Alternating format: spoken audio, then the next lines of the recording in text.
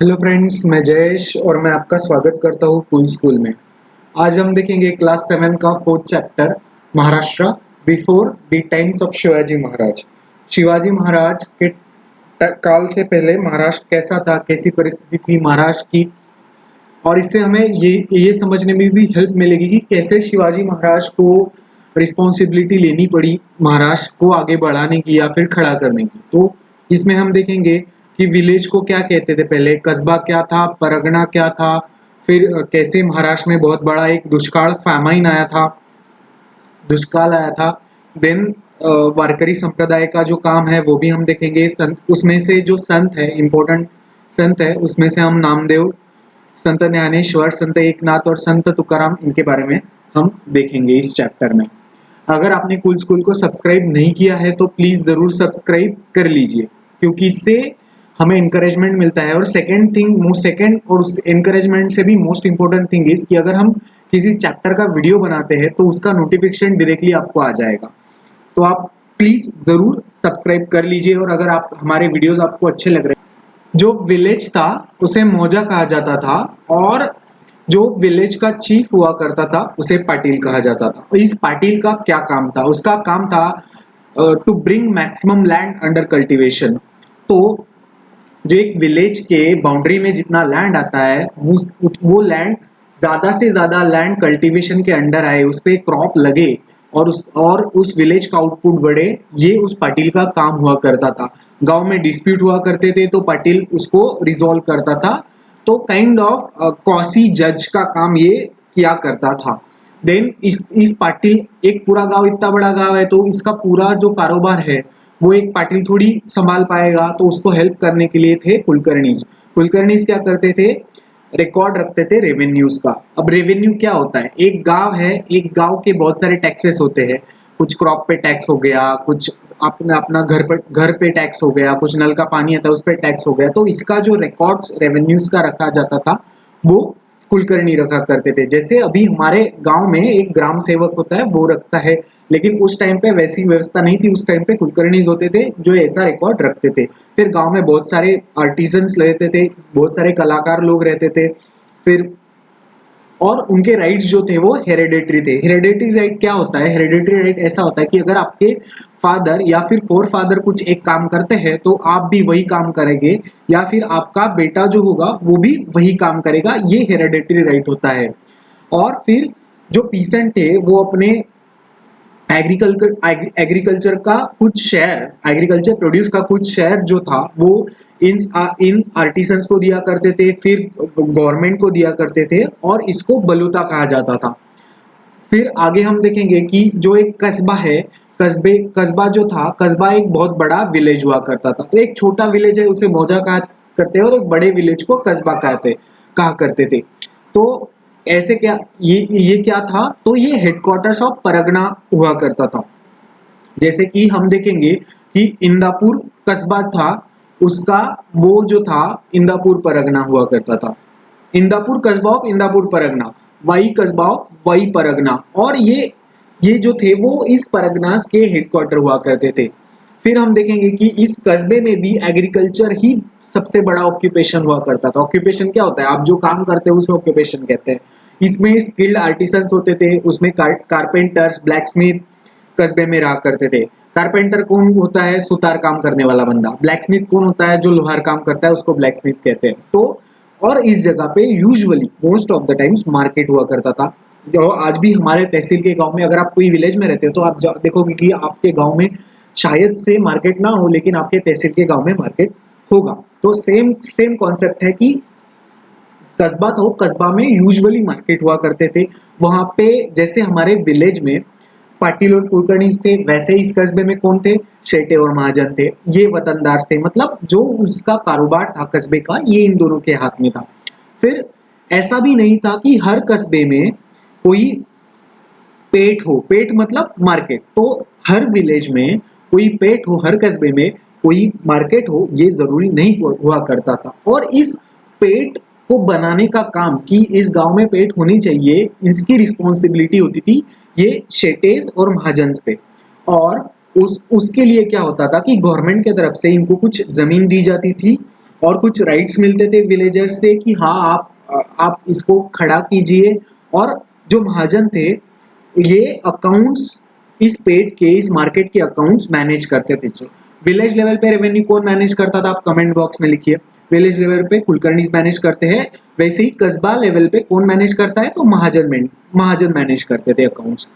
तो अब हम देखेंगे ऐसे ड्यू इस ये जो ड्यून वाला बॉक्स बॉक्स है इसमें एक बहुत इंपॉर्टेंट इन्फॉर्मेशन दी हुई है, मैं आपको बताऊंगा अभी कि वीर माता जीजाबाई जो थी उन्होंने पेट एस्टेब्लिश की थी। कहाँ पे? पुणे के पास में, तो उसको जीजापुर कहा जाता था।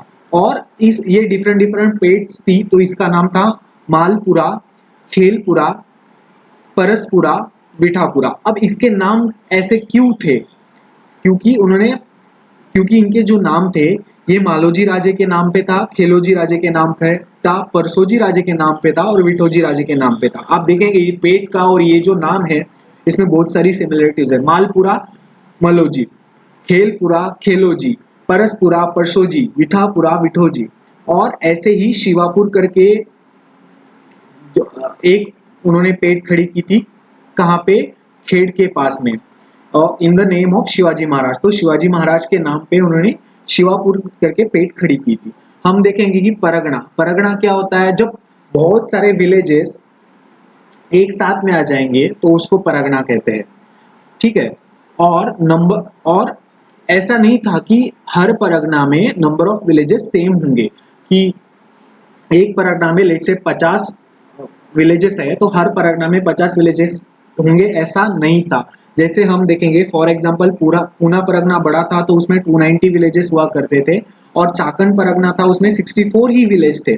शिरवल परगना में ओनली 40 विलेजेस थे, 40 ही गांव थे। फिर इस हमने देखा कि जो विलेज लेवल था वहां पे पाटिल और कुलकर्णी हुआ करते थे। फिर कस्बा लेवल पे महाजन और शेटे हुआ करते थे। वैसे ही परगना लेवल पे देशमुख और देशपांडे हुआ करते थे। और ये कौन है? वतनदार है इसके। देशमुख क्या थे? जो पाटिल्स के परगना में जितने विलेजेस होंगे हर विलेज के पाटिल का जो चीफ होगा वो देशमुख हुआ करता था। जो और देशमुख क्या काम करता था? जो पाटिल विलेज लेवल पे काम करता था डिस्प्यूट को सॉल्व करने का, या फिर लैंड अंडर कल्टीवेशन लाने का, मैक्सिमम लैंड के ऊपर क्रॉप आए, फिर उस विलेज का अगर प्रोड्यूस बढ़े वैसे ही उस परगना का प्रोड्यूस बढ़ेगा। तो सेम काम देशमुख भी करते थे। देशपांडे क्या करते थे? देशपांडे सारे कुलकर्णीज के चीफ थे। तो विलेज में नंबर ऑफ जो परगना था, सॉरी, परगना में नंबर ऑफ विलेजेस थे, तो नंबर ऑफ विलेजेस के नंबर ऑफ कुलकर्णीज, तो नंबर ऑफ कुलकर्णीज पे एक कोई तो सुपरवाइजर होना चाहिए। तो उस पे जो सुपरवाइजर होता था वो देशपांडे होता था। और देशपांडे क्या काम करता था? जो कुलकर्णीज विलेज लेवल पे करते थे, विलेज लेवल पे कुलकर्णीज क्या करते थे? विलेज लेवल पे कुलकर्णीज रेवेन्यू मैनेज करने का काम करते थे। सेम चीज रेवेन्यू संभालने का काम परगना का, लेट्स से 240 विलेजेस है पुणे परगना में, तो पुणे परगना के 240 कुलकर्णीज किसके अंडर आएंगे? एक देशपांडे, किसके? पुणे के देशपांडे के अंडर आएंगे, और सारे कुलकर्णीज का रेवेन्यू वो देखेंगे। फिर जो गवर्नमेंट वतनदार थे ये they were the important link between people and the government. तो एक गवर्नमेंट होती है और विलेजेस होते हैं, नंबर ऑफ विलेजेस, इन दोनों के बीच में जो कनेक्शन करने का काम था ये वतनदार लोग किया करते थे। जैसे अब हम डायरेक्टली कनेक्टेड है गवर्नमेंट से, लेकिन उस टाइम पे क्या था? ऐसा नहीं था। एक सिटी है, एक गांव, एक बहुत बड़ा कैपिटल हुआ करता था, और डिफरेंट डिफरेंट विलेजेस हुआ करते थे, परगनास हुआ करते थे, कस्बास हुआ करते थे। और ये लोग जो थे, जो वतनदार देशपांडे, देशमुख, या फिर महाजन, शेट्टे, पाटिल, कुलकर्णी, ये जब ऐसी इन्वेजन होते थे, ड्रॉट होते थे, तो जो दुख दर्द है वो लोगों का, या फिर ग्रीवरेंसेस है, वो गवर्नमेंट के पास रखने का काम ये लोग करते थे। जैसे हम देखें कि आज हमारे सांसद है, एमपीज एमएलएस है, हम एमपीज एमएलएस के पास अपना क्वेश्चन लेके जाते हैं, वो लोग गवर्नमेंट में सांसद में जाके, संसद भवन में जाके जब भी सेशन होता है तब वो क्वेश्चन पूछते हैं। सेम चीज उस टाइम पे हुआ करती थी। और ऐसा जैसे किसी के पास पावर आती है तो बहुत गलत बुद्धि भी आ जाती है, तो वैसे ये लोग मिसयूज भी करते थे। और बहुत बार ये लोग क्या करते थे, अगर गवर्नमेंट बोलती है कि आपको 10 रुपए कलेक्ट करने हैं तो ये 50 रुपए कलेक्ट करते थे और बीच के 40 रुपए खुद रख लेते थे, 10 रुपए ही गवर्नमेंट को देते थे। ऐसे टाइम पे पीपल को बहुत ज्यादा, लोगों को बहुत ज्यादा हरेसमेंट से गुजरना पड़ता था। क्योंकि अगर आपको 10 रुपया गवर्नमेंट को देना है, आप liable, you are liable to 10 rupees, पर आपको 50 देना पड़ रहा है, उसमें से 40 वो वतनदार ही रख रहा है, तो ये रख रख रहा है, सॉरी। तो ये बहुत बड़ी परेशानी हुआ करती थी उस टाइम पे। फिर हम देखेंगे कि बहुत बड़ा फमाइन आया था उस टाइम पे। फमाइन क्या होता है? फमाइन होता है, उसको दुष्काल बोलते हैं। दुष्काल मराठी में दुष्काल बोलते हैं और हिंदी में दुष्काल बोलते हैं। तो इसमें क्या होता है कि एक ड्राई ड्राई फामाइन होता है और एक वेट फामाइन होता है। वेट फामाइन में ज्यादा बारिश होती है, ड्राई फामाइन में बारिश ही नहीं होती है। तो ये फामाइन आया था, ड्राई फामाइन। तो इसमें क्या था कि एग्रीकल्चर रेन वाटर पे डिपेंडेंट था, लेकिन ड्राई फामाइन की वजह से रेन वाटर आया ही नहीं, तो सारे क्रॉप फेल हो गए। फिर जैसे क्रॉप फेल हुए तो मार्केट में फूड आना बंद हो गया। फूड आना बंद हुआ तो इन्फ्लेशन बढ़ा। इन्फ्लेशन मतलब जैसे किसी चीज की 5 रुपए प्राइस है तो वो 10 रुपए हो गई, उसकी इन्फ्लेशन कहते हैं। और इसलिए लोगों के पास लिमिटेड लिमिटेड पैसा है। किसी के पास 5 रुपए है और 10 रुपए की चीज वो कैसे खरीदेगा? तो लोगों को परेशानी होने लगी। फिर कैटल के लिए चारा नहीं मिलने लगा। फिर वाटर स्कैर्स हो गया, वाटर नहीं मिलने लगा। आपको पता है कि अभी भी विलेजेस में ऐसी सिचुएशन है कि अगर अगर समर में बारिश नहीं होती है 1-2 साल के लिए, तो अपने को उस समर में बहुत ज्यादा पानी की किल्लत महसूस होती है। सेम चीज उस टाइम पे हुई और लोगों को विलेज में रहना बहुत मुश्किल हो गया। तो क्या हुआ कि ये लोग फोर्स हुए क्या करने के लिए? गांव छोड़ने के लिए, क्योंकि गांव में पानी ही नहीं, तो ये लोग ऐसी जगह ढूंढने लगे जहाँ पे पानी हो। तो ये फामाइन की बहुत बड़ी परेशानी थी। फिर महाराष्ट्र में ऐसा फामाइन कब आया था? तो 1630 क्राइस्ट ईरा में आया था और पीपल बहुत ज्यादा परेशान थे इस फामाइन से। इस फामाइन की वजह से मैं एक बहुत बहुत इंपॉर्टेंट चीज बताऊंगा कि ऐसा कहा जाता था कि people were ready to sell themselves for a piece of bhakri, but there was nobody to buy them. इसका मतलब है कि लोग खाने के लिए खुद को बेचने के लिए तैयार थे, पर उनको खरीदने के लिए कोई तैयार नहीं था। ये ऐसी सिचुएशन थी। सोचो कैसी सिचुएशन होगी। आज तो हम आसानी से पानी भी ना हो तो हमें टैंकर से गवर्नमेंट पानी दे देता है, कुछ भी करके पानी हमें मिल जाता है, लेकिन उस टाइम पे कैसी सिचुएशन होगी। और वहां पे बहुत बड़ी स्कैरसिटी फूड ग्रेन्स की, धान्य नहीं मिल रहा था, फूड ग्रेन्स नहीं मिल रहा था, फैमिलीज डिस्ट्रॉय हो रही थी, कैटल और फार्म एनिमल पानी की किल्लत की वजह से, फॉडर के चारा की किल्लत की वजह से मर रहे थे। एग्रीकल्चर को बहुत परेशानी हुई, एग्रीकल्चर डेवास्टेट हो गया।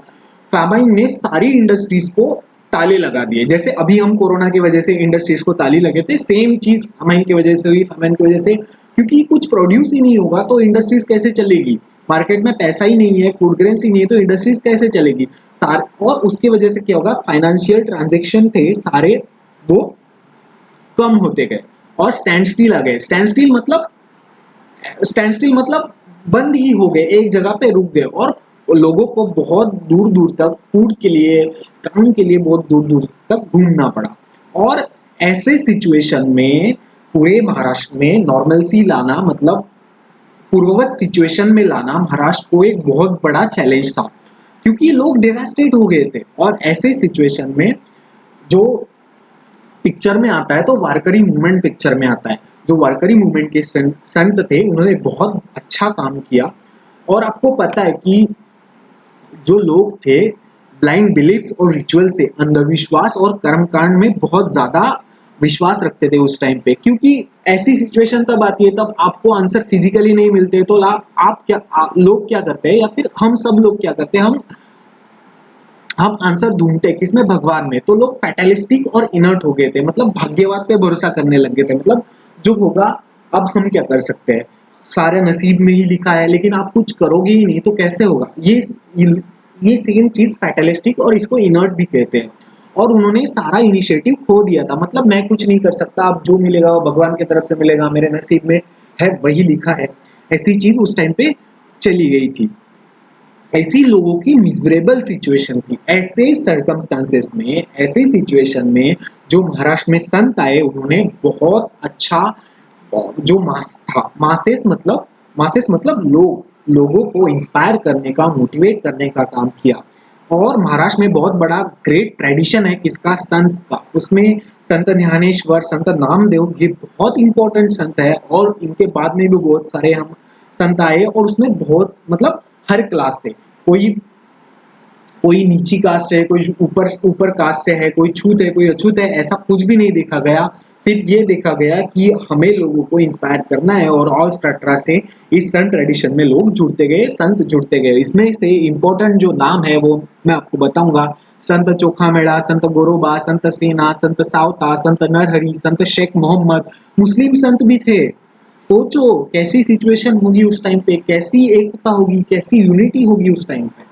संत चोखोबा की वाइफ ज्योति, संत सोयराबाई, उनकी सिस्टर ज्योति, संत निर्मलाबाई, संत मुक्ताबाई, संत जनाबाई, संत कान्होपात्रा, संत बहिनाबाई शिरूरकर और कितने नाम बताए जा सकते हैं कि ये बहुत बड़ा ग्रेट ट्रेडिशन इन्होंने आगे लाया और लोगों को इंस्पायर किया। पंढरपुर में इन्होंने अपना एक जो सेंटर है उसको खड़ा किया, संत मूवमेंट खड़ा किया, वहां पे विठल भगवान की स्थापना की और जो चंद्रभागा रिवर है, चंद्रभागा नदी है, उसके बैंक पे, उसके किनारे पे पंढरपुर में लोग पिलग्रिमेज करते थे, वारी करते थे और भक्ति में तल्लीन होते थे।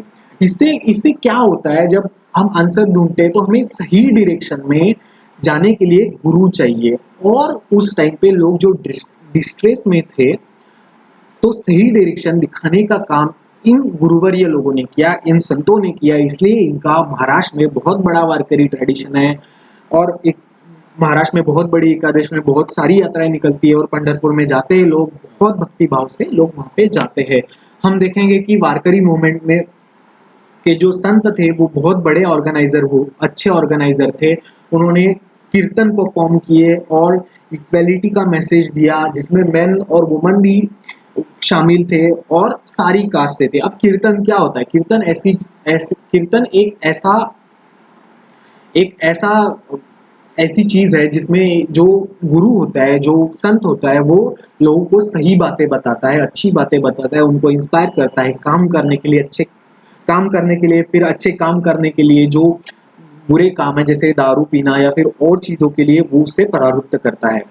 उसमें से एक बहुत बड़ा मराठी में कोट है, नाचू कीर्तनाचे रंगी ज्ञानदीप लाऊ जगी। इसका मतलब क्या है? मतलब हम कीर्तन करेंगे और ध्यान का दिया जलाएंगे। और ऐसे बहुत सारे संत हो गए, उन्होंने कॉमन लोगों को बहुत अच्छे से इंस्पायर किया। संत नामदेव जो थे वो पंजाब में, उनका पंजाब तक वो अपना थॉट लेके गए। उनके जो थॉट है वो गुरु ग्रंथ साहिब में भी इंक्लूडेड है। उन्होंने भगवत गीता का मैसेज जो है सारे पंचक्रोशी में फैलाया। और में उनका उन्होंने संत चोखो मेला का मेमोरियल बनाया और उनका जो वर्क है वो अनफॉरगेटेबल है। उनके वर्क को कोई अब हम संत ज्ञानेश्वर के बारे में जानेंगे। तो संत ज्ञानेश्वर भी वारकरी मूवमेंट के बहुत इंपॉर्टेंट संत थे। उन्होंने भावार्थ दीपिका लिखा और भावार्थ दीपिका को ज्ञानेश्वरी भी कहा जाता है। और ये क्या है? तो भगवत गीता का सार है, जो भगवत गीता संस्कृत में थी उसको उन्होंने एक्सप्लेन किया और उसको ज्ञानेश्वरी के फॉर्मेट में लोगों के सामने रखा। उन्होंने अमृतानुभव भी कंपोज किया। फिर उनका जो भक्ति का मार्ग था, पाथ ऑफ डिवोशन, उन्होंने अपने कंपोजिशंस के थ्रू रखा। उन्होंने उसको समझाया और उन्होंने बोला लोगों को कि आप जो भगवान की वर्शिप करते हो उसमें अपना कंडक्ट है सिंपल रखने की कोशिश कीजिए, कोई भी कर्मकांड नहीं कीजिए। उनका काम इतना इम्पोर्टेंट था, इतना अच्छा था कि वारकरी मूवमेंट को एक प्रेस्टीज प्राप्त हुआ, एक सम्मान का स्थान प्राप्त हुआ समाज में, क्योंकि उनका काम बहुत अच्छा था। बहुत अच्छे से वो लोगों को इंस्पायर करते थे, मोटिवेट करते थे। इसके वजह से वारकरी मूवमेंट को एक प्रेस्टीज स्थापित हुआ। और जैसे कोई लोग अच्छा काम करते हैं वैसे ये भी अच्छे काम कर रहे हैं, तो इनके लाइफ में बहुत हार्डशिप है, लेकिन इन्होंने कभी भी अपना जो काम है उसको नहीं खोया, अपने दिमाग को हमेशा शांत रखा। उनका जो पसायदान है उससे अपने मन को बहुत शांति मिलती है। अगर आपको कभी टाइम मिले, वक्त मिले तो इसको सुनिए, बहुत अच्छा कंपोजिशन है। फिर उनके ब्रदर सिस्टर जो थे, संत निवृत्तिनाथ, संत सोपानदेव, संत मुक्ताबाई, इनके भी कंपोजिशन बहुत फेमस है। संत एकनाथ जो है ये भी भक्ति मूवमेंट के बहुत ही ग्रेट संत है महाराष्ट्र में। इनके कंपोजिशन बहुत सारे हैं, फिर डाइवर्स है, बहुत बहुत डिफरेंट है। इसमें से जो इम्पोर्टेंट है, जो फेमस है, वो अभंगा, जिसको भजन कहा जाता है, गौड़न और भारूड। गौड़न क्या होती है? तो आपने कृष्णा और गोपियों की स्टोरी सुनी होगी या फिर उनके कथाएं सुनी होगी। तो जब भी कृष्ण भगवान गोपियों को परेशान करते थे, ये जो नरेशन है इसको मराठी में इन्होंने कंपोज किया और इसको गौड़न कहा जाता है। और भारूड क्या होता है? भारूड एक प्ले होता है। प्ले एक नाटक होता है जिससे समाज में अच्छे संदेश दिए जाते हैं, उसके थ्रू अच्छे संदेश दिए जाते हैं। उन्होंने ये बहुत ही नोवेल वेज जो महाराष्ट्र में है लोगों को बताए अच्छे संदेश देने के। उन्होंने भागवत धर्म को बहुत सिंपल इजी मैनर में बताया, क्योंकि संस्कृत में जो कर्मकांड चलता था वो लोगों को पता नहीं चलता था, तो लोगों को इम्पावर करना है तो सिंपल लैंग्वेज में, सिंपल भाषा में लोगों को बताना जरूरी था। वो काम उन्होंने किया। उन्होंने भावार्थ रामायण में लोगों की लाइफ पोर्ट्रेट की, कैसे, तो उन्होंने भगवान राम की जो स्टोरी है उसको लोगों की लाइफ से जोड़ा और लोगों को बताया कि कैसे आपको अपना जीवन व्यतीत करना चाहिए भगवान राम को अपना आइडियल रख के। फिर उन्होंने ये सब मराठी में किया। इसकी वजह से मराठी को ये फायदा हुआ कि मराठी लैंग्वेज में भी इम्प्रूवमेंट हुई, और उनकी जो अभंगाज है, उनके जो भजन है, उसमें से भक्ति का पूर होता है। जो भक्ति है वो बहुत बहती है उसमें से। फिर हम देखेंगे कि उन्होंने अपने खुद के जो कंडक्ट है उससे दिखाया कि जो हाईएस्ट ट्रुथ है वो हमें वो पाने के लिए हमें जो हमारा मैटर है, वर्ल्डली मैटर है, उसको छोड़ने की जरूरत नहीं है। अपना काम करो, भगवान का नाम लो, फिर भी आपको परमार्थ प्राप्त हो सकता है। अपने काम को ही वर्शिप समझो, वही आपका परमार्थ है। यही वारकरी संप्रदाय की विचारधारा है कि अपने काम को ही आप काम करते करते आप भगवान का एक बार नाम लीजिए। यही वारकरी संप्रदाय की विचारधारा है। और वो बहुत ग्रेट टीचर थे मराठी लैंग्वेज के, और उन्होंने ऐसा मराठी लैंग्वेज को कभी भी इंफेरियर नहीं समझा, कभी भी मराठी लैंग्वेज को दूसरे लैंग्वेज से छोटा नहीं समझा। उन्होंने बोला कि सब लैंग्वेज इक्वल है, मराठी लैंग्वेज को ही उतना ही इंपॉर्टेंस दो, क्योंकि लोग संस्कृत में ज्ञान बांटकर लोगों को ठगते थे, लूटते थे। उन्होंने इसको क्वेश्चन में पूछा उन लोगों को जो ठगते थे कि संस्कृत वाणी देवे केली तरी प्राकृत काय चोरापासूनही झाली। तो इसका मतलब ये है कि अगर संस्कृत वाणी जो है, संस्कृत है, अगर ये भगवान ने बनाई है, तो प्राकृत जो लैंग्वेज है, जो लोकल लैंग्वेज है, वो क्या चोरों ने बनाई है? वो क्या चोरों चपाटों ने बनाई है? वो भी तो लोगों ने बनाई है। उसमें भी आप सिखाओ, उसमें भी आप लोगों को बताओ। ये इनका बहुत इंपॉर्टेंट मैसेज था। Sant is Sant Tukaram and Sant Tukaram belong to Dehu which is near to Pune, जो कि पुणे के पास में है देहू। एंड उसके जो उनके जो अभंगास थे वो प्लीजिंग हुआ करते थे, और उनको पोएटिक हाइट्स थी। तो उनके अभंगास जो थे उस उनमें से कुछ एक पोएटिक रिदम बनता था, कुछ कविता बना सकते हैं। अब अगर आपने सुना होगा तो वो बहुत लूसिड है, मैंने भी सुने हैं बहुत सारे।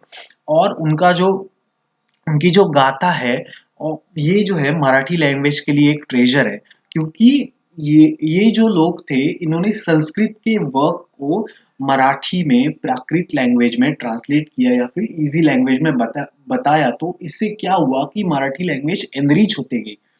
इसलिए बोला जाता है कि the work Gita is treasure of Marathi language. And एक बहुत इंपॉर्टेंट बात जो है संत तुकाराम की, वो जो बोलते हैं कि I will read it in Marathi, मैं जे का रंजले गांजले त्यासी म्हणे जो आपुले तोची साधू ओळखावा तेथेची देव जाणावा।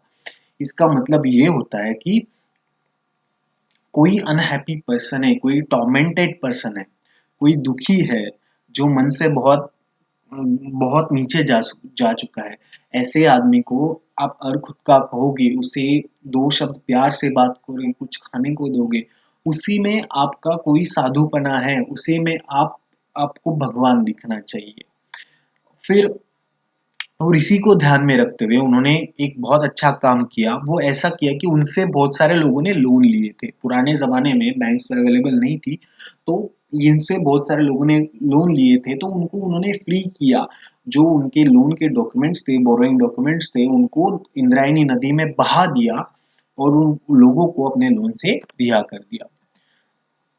उन्होंने आडंबर पाखंड को विरोध किया, फिर सुपरस्टिशन को, अंधविश्वास को भी विरोध किया। उन्होंने भक्ति को बोला कि भक्ति का पाठ लो, और उन्होंने बोला कि उसमें नैतिकता लाओ, अपनी भक्ति में नैतिकता लाओ।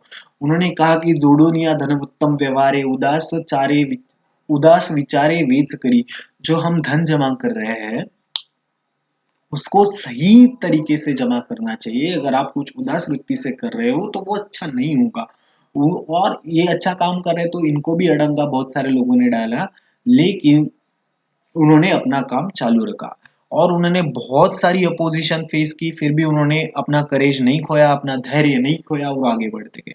संत तुकाराम के जो डिसाइपल्स थे, उनके जो प्यूपिल्स थे, उनमें से नावजी माळी, गणवर शेटवाणी, संताजी जगनाडे, शिवबा कासार सॉरी, बहिणाबाई शिरूरकर, महादजी पंत कुलकर्णी, और उनमें से इम्पोर्टेंट जो दो लोग हैं उन्होंने उनके जो अभंगाज है उनको कंपाइल करके रखा है। उनमें से ये गंगाराम पंत मावड़ और संताजी जगनाड़े, इन्होंने संत तुकाराम के जो अभंगाज है उनको कंपाइल करके रखा है। तो हमने देखा कि संत नामदेव, संत ज्ञानेश्वर, संत तुकाराम, सब लोगों ने एक काम बहुत अच्छा काम किया, और हम उसका काम उनका काम जो है वो समराइज करेंगे। तो उन्होंने क्या किया, उन्होंने इक्वालिटी का मैसेज दिया, समानता का मैसेज दिया, मानवता का मैसेज दिया, ह्यूमैनिटी का। वो उन्होंने बोला कि लोगों ने एक साथ रहना है, हारमोनी में, यूनिटी में और लव में। मतलब प्रेम करो, एकता रखो और सामंजस्य से रहो। और सोशल अवेकनिंग किया, जो लोग फामाइन से, फॉरेन इन्वर्जन से परेशान हो गए थे, तो लोगों को एक डायरेक्शन दिखाने की जरूरत थी, और ये दिखाने का काम इन संत लोगों ने किया। फिर लोगों का इसको बहुत बहुत लोगों का इससे बहुत मॉरल बढ़ा, और लोगों में कॉन्फिडेंस आते गया। फिर अब हम देखेंगे कि ऐसी सिचुएशन थी कि इथिक्स का डिटोरिएशन हो चुका था, रिलीजन का भी डिटोरिएशन हो चुका था सोसाइटी में। ऐसे टाइम में ये लोगों ने सोसाइटी को प्रोटेक्ट किया, अच्छे विचार सोसाइटी में लाए, और उन्होंने सच्चा मीनिंग जो लोगों को समझाया कि समानता, फिर ऐसे लोगों को आपको आगे रखना है जो बहुत परेशान है। तो ये बहुत अच्छी चीज थी। उन्होंने ऑर्थोडॉक्स लोगों को अपोज किया, जो पुराने विचारों के लोग थे उनको अपोज किया। संत तुकाराम बोलते हैं कि संत कौन है, उस तो वो आंसर देते हैं कि तुका म्हणे तोची संत, सोशी जगाचे आघात। मैंने आपको बताया कि ये लोग अच्छा काम कर रहे हैं, तो लोगों ने परेशान उनको किया, लेकिन उन्होंने कुछ नहीं बोला। उन्होंने अपने काम करते गए, अपने अपने जो विचार थे उनमें वो आगे बढ़ते गए। तो इसलिए संत तुकाराम बोलते हैं, तुका म्हणे तोची संत, सोशी जगाचे आघात। उन्होंने जो कॉम्प्लेक्स धर्मा जो संस्कृत में लिखा था, जो शास्त्री और पंडित लोगों तक ही सीमित था, उसको कॉमन पीपल तक लेके आए, कॉमन लोगों तक लेके आए। फिर उन्होंने लोगों को प्रार्थना एक सिंपल लैंग्वेज में करना सिखाया, लोगों को बताया कि सारे लोग जो है वो all are equal before the god and all are god's children. जो सारे लोग हैं एक भगवान के बच्चे हैं, सारे एक साथ में है। और जो कास्ट और वर्णाश्रम में प्राइड आता है उसको छोड़ दो, वो कुछ नहीं है, सब लोग इक्वल है। फिर ऐसा करते हुए उन्होंने अपनी ड्यूटीज कभी नहीं भूली। ये क्यों बोल रहा हूँ, मैंने पहले बोला कि संत वारकरी संप्रदाय का एक ये है कि वो लोग काम करते करते भगवान की भक्ति करते हैं। वैसे ही संत सावतामाड़ी बोलते हैं कि कांदा मुड़ा भाजी अवगी मिठाई माजी, तो माजी इसका मतलब है जब वो खेत में काम करते हैं तो पुराने जमाने में कांदा मुड़ा और भाजी ये खाते थे, अभी भी खाते हैं। तो काम करते करते वो बोलते हैं कि कांदा मुड़ा भाजी होगी मिठाई माजी। और ये स्टेटमेंट सिर्फ उस काम में नहीं लगता है, सिर्फ फार्म फार्म वर्क में नहीं लगता है, आप कहीं पे भी हो ये ये लागू होता है। उन्होंने सोसाइटी में एक moral sensibilities of the society जागृत की, कि एक मॉरल सेंसिबिलिटीज जागृत की कि लोगों आप खड़े हो, आप जो फामाइन आया है, फॉरेन इन्वेजन आया है, उससे आप अपना धीर मत खो, आप आगे बढ़ते रहो। फिर हम देखेंगे कि रामदास स्वामी एक इम्पोर्टेंट सेंट होके गए, जो कि महाराष्ट्र के जाम से थे, और उन्होंने फिजिकल फिटनेस पे इम्पोर्टेंट दिया। उन्होंने बोला, मराठा तितको मेळवावा महाराष्ट्र धर्म वाढवावा, मराठा तितू का मेळवावा महाराष्ट्र धर्म वाढवावा। उन्होंने बोला कि ये महाराष्ट्र को आपको फ्री करना है, ये जो फॉरेन इन्वेजन्स है, ये फामाइन है, इसमें से आपको इस महाराष्ट्र को फ्री करना और इस महाराष्ट्र को बढ़ाना है। फिर उन्होंने अपने प्रैक्टिकल एजुकेशंस दिए, किसके थ्रू, उन्होंने कुछ राइटिंग्स लिखी जिसमें दासबोध है, करुणाष्टका है, मनाचे श्लोक है, उसमें से उन्होंने प्रैक्टिकल एजुकेशन देना चालू किया। उनको पता था कि अपने को एक बहुत अच्छी ऑर्गेनाइजेशन चाहिए इस मूवमेंट को आगे बढ़ाने के लिए, तो उन्होंने समर्थ संप्रदाय की स्थापना की, और वो बहुत दूर दूर तक ट्रैवल करते थे। हम देखेंगे कि ये संत लोग सब आए तो इन्होंने ऐसी political social cultural deteriorating situation में महाराष्ट्र को खड़ा किया। ऐसे शिवाजी महाराज के टाइम से पहले ऐसे महाराष्ट्र की सिचुएशन थी, आदिल शाही के अंडर महाराष्ट्र था, और आदिल शाही ऐसी थी कि जुल्मी थी, लोगों से टैक्स वसूल करना या फिर और बहुत सारी परेशानी लोगों को देना, ऐसा काम करती थी।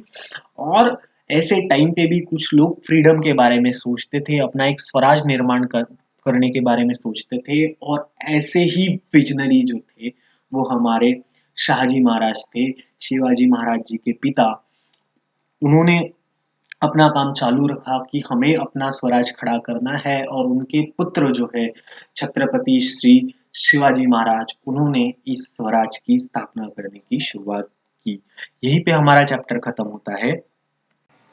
अगर आपने कूल स्कूल को सब्सक्राइब नहीं किया है तो प्लीज़ ज़रूर सब्सक्राइब कर लीजिए, क्योंकि इससे आपको नोटिफिकेशन डायरेक्टली मिल जाएगा कि हमने अगले चैप्टर का वीडियो बना लिया है, और वो आपको डायरेक्टली मिल जाएगा। और अगर आपको हमारा ये वीडियो अच्छा लगा हो तो लाइक ज़रूर कीजिए और शेयर भी ज़रूर कीजिए। अपने दोस्तों को बताइए कि हम ये ऐसा काम कर रहे हैं। अगर आपको अच्छा लग रहा है तो ज़रूर बताइए। अगर आपको कुछ परेशानी हो रही है तो आप कमेंट बॉक्स में ज़रूर लिख सकते हैं। Thank you.